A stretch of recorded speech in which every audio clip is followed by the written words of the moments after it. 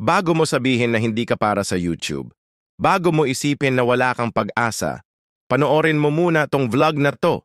Dahil ako mismo, hindi sikat, walang camera, walang budget, pero gigil ako sa pangarap ko. Kung nagtataka ka kung paano magsimula, ito ang sagot. Simula lang talaga. At ngayon sasabihin ko sa inyo kung nasaan na ako, ano requirements, at paano ko haharapin lahat, kahit 42 subscribers pa lang ako. Ayaw ko ng fake flex, kaya ito actual YouTube studio ko. Siguraduhin mong nakikita mo ito para alam mong legit. 42 subscribers, 3 videos, 37 public watch hours, 47 shorts views. Ito yung estado ko ngayon, wala pang sahod, wala pang viral, pero may pangarap na hindi kayang pantayan ng kahit anong views. Minsan tinatanong natin, kaya ko ba talaga mag 1K subs? Wala namang nanonood. Pero sasabihin ko sa'yo, kung gusto mong maging YouTuber, huwag mong tingnan kung ilan views mo ngayon.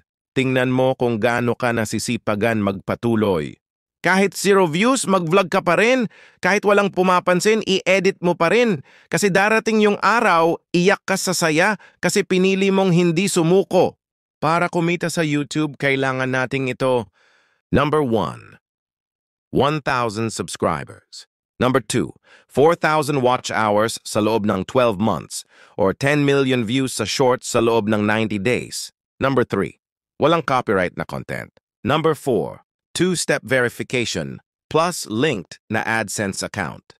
Yan ang mission ko. Yan ang habol ko. Pero hindi ako maghihintay, gagawin ko. Gagapangan ko bawat subscriber, bawat minuto ng watch time. Hindi mo kailangan ng perfect setup. Kailangan mo ng disiplina. Kahit 3 tao lang nanonood sa video mo, respeto yan. I-edit mo, thumbnailan mo, lagyan mo ng title na malakas. Hindi mo alam, isa sa 3 nanonood na yan pa ang magsishare ng content mo. Kahit cellphone lang gamit ko, kahit hindi ako sikat, minamahal ko yung proseso kasi diyan nagmumula ang tunay na kwento. Kaya kung nanonood ka ngayon at gusto mo ring makamit ito, sabay tayo. Comment mo, let's go, kung papasok ka sa journey. Kasi sabi nga nila, ang taong gigil, tatalunin ang taong magaling.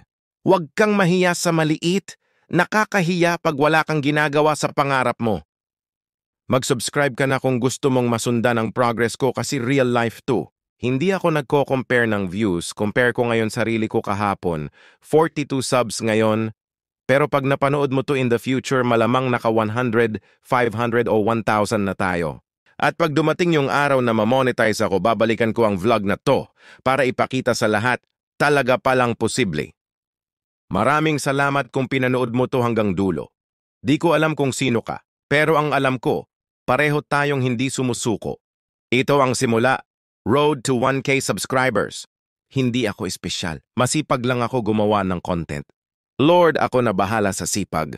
Ikaw na bahala sa mga taong mag-subscribe ng videos ko. Thank you for watching.